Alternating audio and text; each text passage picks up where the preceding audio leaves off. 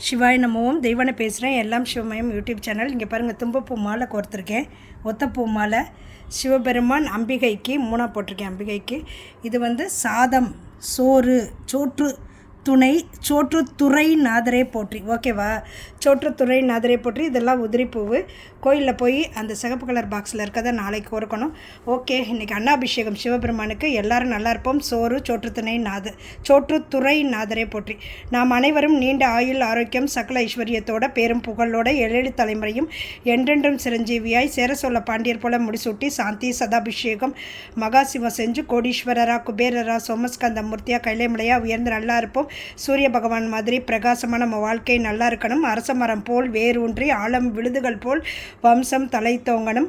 சாதம்னா சோறு, சோற்றுத்துறை நாதரே போற்றி.